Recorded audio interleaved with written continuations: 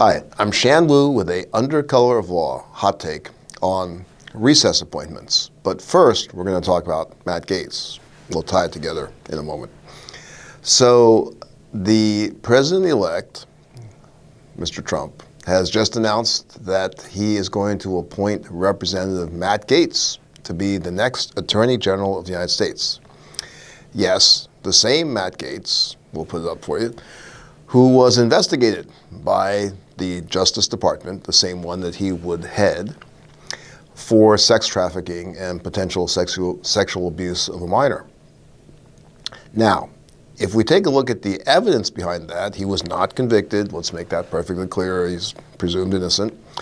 But let's take a look at the reporting on what was the evidence there. Should we be concerned about the kind of evidence that was involved, where he had Venmoed money to his friend, the guy named Greenberg, who later was convicted and sentenced to jail. And shortly after Venmoing this money, Greenberg then turned around and Venmoed the exact identical amount to the minors in question.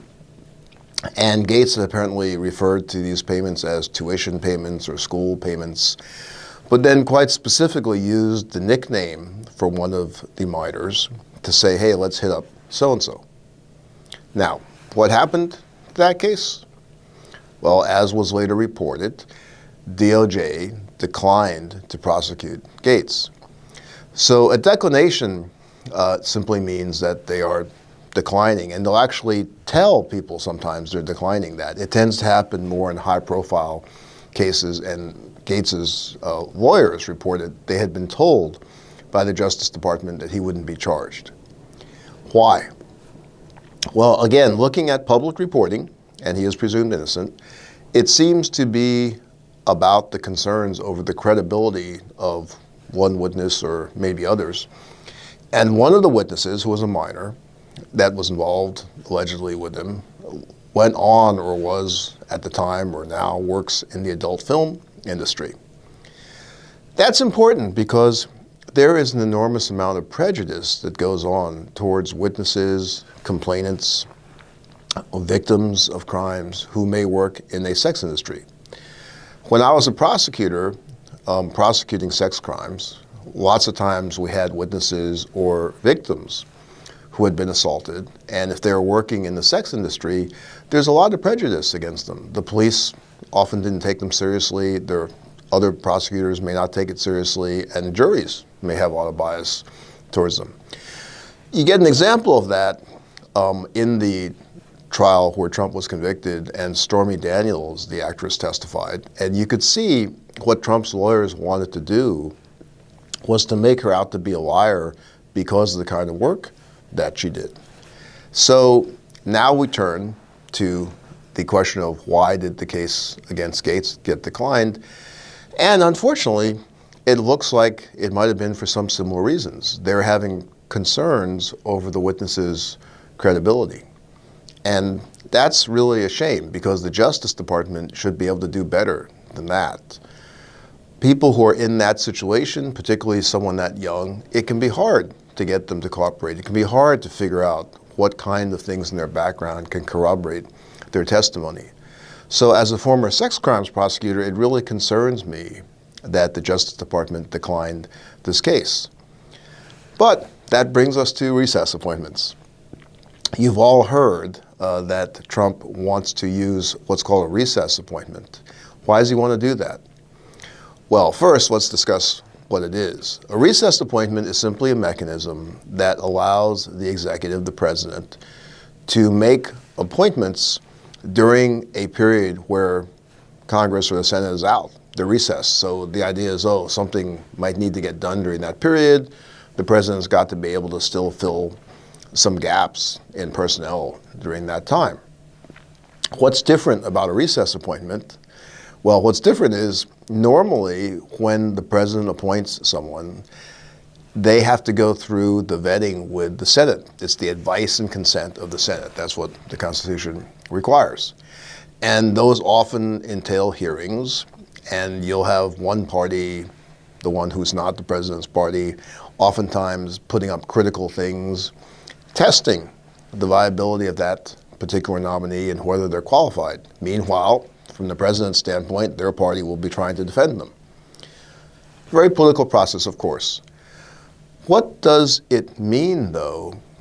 It means that when the president's party puts up someone, when he nominates somebody, they will do some vetting of the background because they know there's going to be basically cross-examination and grilling and debate about the qualifications of the person. That causes the picks to be a little bit more careful. It strikes me it's not particularly careful to pick somebody like Matt Gaetz to be the Attorney General of the United States. There's still a House ethics inquiry into these sorts of issues with him. And there had been reports on the House floor that he would go around bragging about his sexual escapades and showing even pictures of nude women to colleagues. In a normal situation where the Senate's going to really grill the nominee, this sort of background would be disqualifying. Again, it's not a question of whether he's guilty, he's presumed innocent, but this is the kind of issue that would really surface and cause the nominee to be really grilled over and probably not even put up to begin with. Trump, however, wants to use this recess appointment process because he can avoid that whole procedure of having the Senate have hearings, grill his nominees. Now, everything you might have ever wanted to know about recess appointments but were afraid to ask can be found right here in Professor Steve Vladek's post. And that post explains to us the history and how that process works. But the point is simply, there's really no Senate confirmation. It's an end run around the Senate confirmation. And Trump wants to do that not just for Matt Gaetz, but for like everybody, because he's actually said that if you want his support to be the next Senate Majority Leader, he's demanding that that person publicly say, we'll give you recess appointments, meaning he will instruct them when to recess so he can have this. That basically wipes out advice and consent. It wipes out any role for the legislature. It makes it all about the executive, all about the president's power.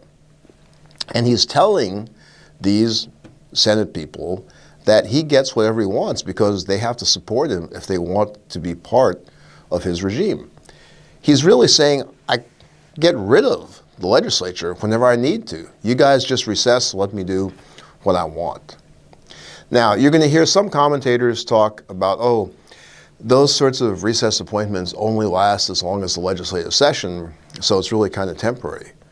Okay, but what stops him from calling another recess and just reappointing them? Think about that.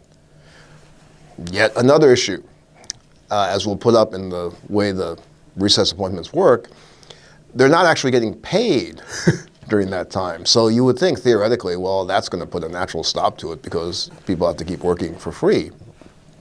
What might be a solution for that in Trump world? Well, let's just have Elon pay them, meaning private funding for them. Also laws against that. You can't have private funding for government positions.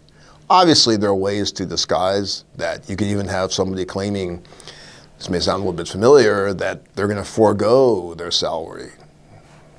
They could have an awful lot of side businesses that go on, or side sources of income that take care of the need to even have such a salary. This really emphasizes why the facade that the Trump regime may want to do has to be challenged. They may have an answer for everything. They may have to go to court. It may go up to the Supreme Court, who maybe rules in their favor. But these challenges have to be made, just as the Justice Department long ago could have pursued more of an investigation into Matt Gaetz, which would have at least created a greater roadblock and required more careful scrutiny of the character and the actions and the judgment of the person who may lead the Justice Department. So that's it for now. Good to talk to you. Please keep those comments and replies coming. Do subscribe to the channel, and look forward to hearing from you and talking to you soon. In collaboration with the Midas Touch Network, we just launched the Legal AF YouTube channel. Help us build this pro-democracy channel where I'll be curating the top stories at the intersection of law and politics. Go to YouTube now and free subscribe at Legal AF MTN. That's at Legal AF MTN.